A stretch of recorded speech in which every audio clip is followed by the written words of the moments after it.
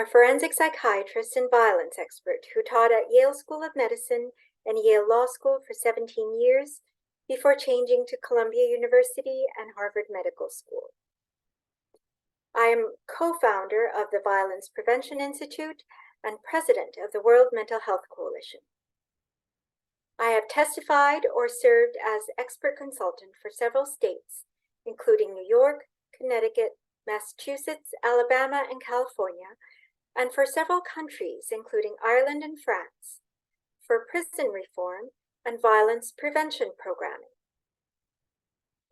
In 2007, I helped author the United Nations Secretary General's chapter on violence against children, and since 2011, have led a project group for the World Health Organization's Violence Prevention Alliance. I'm a recipient of the National Institute of Mental Health's National Research Service Award and author of the textbook Violence. Despite being an expert witness for the courts for 25 years, I had not encountered family courts until just a couple years ago, and I could not believe what I was observing. Courts are knowingly granting abusive parents primary custody or unprotected parenting time.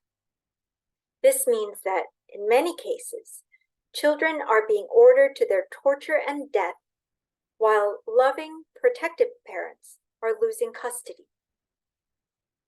The human costs are incalculable, and the statistics are indeed stark. More than 58,000 children a year are sent to their physical or sexual abuser following divorce in the United States.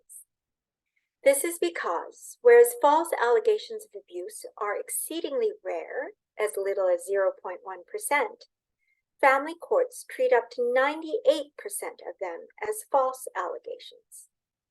They do so by allowing for scientifically unproven or denounced theories to flourish purely for their legal advantage, while ignoring concrete evidence of abuse and well-established risk factors for death.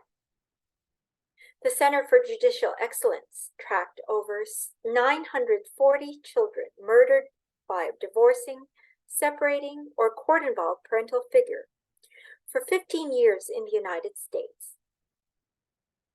A detailed study of 175 child murders by fathers in relation to contested custody showed that the courts had, in many cases, given the access they needed to murder their children.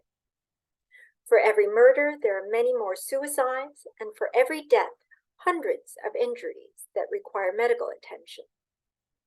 There is no greater tragedy for growing children, no greater loss for loving parents, and no greater danger to societal safety as we are breeding the next generation of perpetrators.